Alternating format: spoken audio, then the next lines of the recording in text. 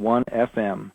Tune in and find biblical help, guidance, and inspiration for answering life's questions. Indiana in the Morning, presented by First Commonwealth Bank. Our interview presented by Marcus & Mack, voted Best Law Firm, Best Personal Injury Lawyer, 3 years in a row in the Best of Indiana County contest. Visit them online at marcusandmack.com. And as is our wont every Friday at this time, we have with us Bob Pollock of the Indiana County Extension Office. Bob, how you doing this morning? I'm Other good. than cold. Yeah, I'm good. It's warmer in here than it is out there. Oh, yes. Amen to that. But that's got to affect a lot of things. I mean, the cold has come pretty quickly this year. I mean, we're in the middle of a deep snap that's going to run until it looks like Sunday from the AccuWeather forecast. Yes. So this is probably hastening the end of some plant seasons, I would imagine, for the backyard gardener. It sure is. Yeah, it's wind down into winter. So hopefully everybody was able to get the things done in the fall that they wanted to try to get done. If they were planting plants or moving plants or cleaning things up a bit.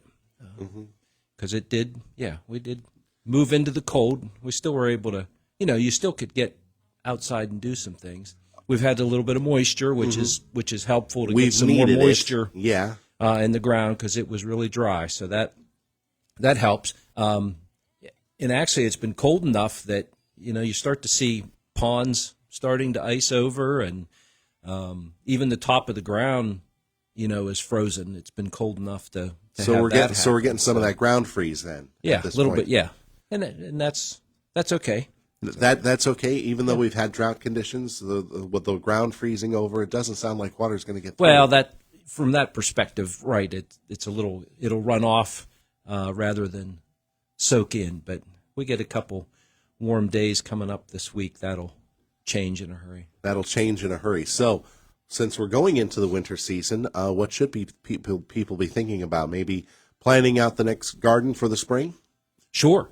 Yeah, any planning you can do now for spring, even, looking at plants that you might want to have in the garden or seeds that you want to order. Maybe it's some indoor plants that you want to add to your collection there, or, for the vegetable garden, or even small fruit, looking at, the seed catalogs are all out. Yeah, that's what I was about to say. The seed catalogs are probably... The flower catalogs are out, so you can start to page through those and look at what's the same and what's new and For the gardener, no matter what, if they're a farmer or if they're just doing it in the hobby in the backyard, the seed catalog was probably the most awaited thing outside the Sears Wish Book for kids. You get the idea. That's right. So you can start looking at that. Some things might sell out quickly, so you may need to get your order in early in order to assure that you'll get either the seed or the plants that you want to get. If you're thinking about planting some fruit trees next year, oftentimes you need to get that order in very soon, just so that there's availability, because trees can go pretty quickly, especially the ones that the more desirable varieties and things can sell out quickly. I know we're getting to the tail end of deer hunting season for rifle deer season. So would I guess we could call it migration patterns, if you will. That would obviously have an effect on the ground and probably people's garden remnants, if you will. Right. Yeah. So thinking about that, preparation for the winter months, there may not be as much to eat for wildlife, in the woods, or you may be on a regular path in a neighborhood that the wildlife takes. So just those plants that are more sensitive to that, netting, fencing, burlap, all those things that we can do to help keep them off the plant. Any and all fencing can help. Yes, yeah. Some, there are some repellent sprays that can be applied, but those can be applied, but then usually we have to reapply those over time. There's a lot of, netting materials now that are almost invisible from a distance. You see them when you're up close. Mm-hmm. Some of the black netting and finer netting that will keep the deer's nose and mouth from lurching in and biting and taking a chunk out of a plant, but they're not very visible from a distance, so it doesn't obscure the landscape, as much. If you have a question for Bob, you can definitely call in now, 724-479-1160, 724-349-WCCS. So winter prep. Go ahead. And you can also, with the fact that the grounds has some freezing there, even with mulch, actually, if you have a mulched bed, that mulch layer might be frozen now, but once you get down through that, the soil itself may be okay. But things to look for if you've planted new plants, this year at all, and especially ones you might have put in, whether they be perennials or smaller plants, we can get some heaving that will occur from that freezing, thawing cycle. So just to, check on those plants occasionally, make sure that you really did get them planted at the right level, and because they maybe haven't had that root system able to grow out into the existing soil, right.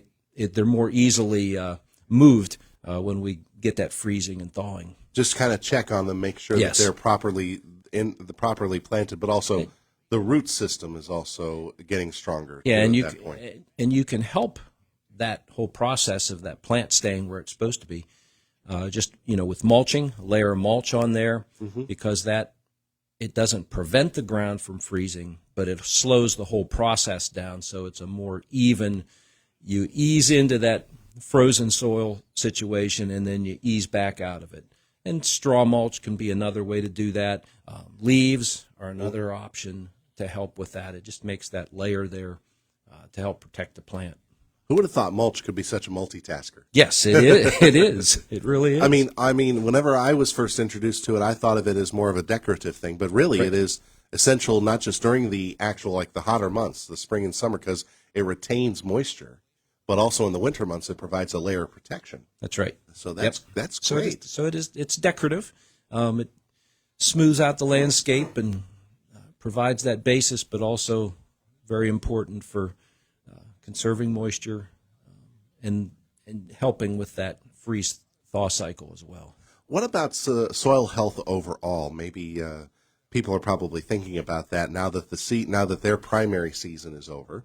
They're thinking, okay, how can I get some nutrients back into this thing in this time of year? Because maybe by the time spring comes up, those will pay dividends later on. Is now the time to think about that? Well, we can be thinking. So what we can do now is soil test. If we have, if maybe plants did not grow as well as we thought, and we think we might have a fertility issue, then we can soil test.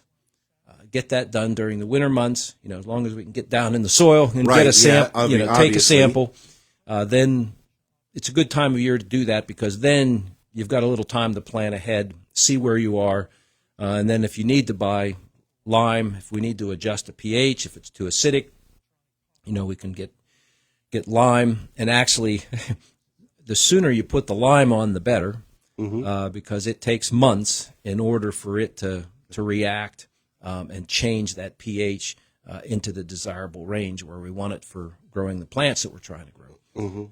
And same thing's true. Let's say you wanted to plant blueberries next spring. Yeah.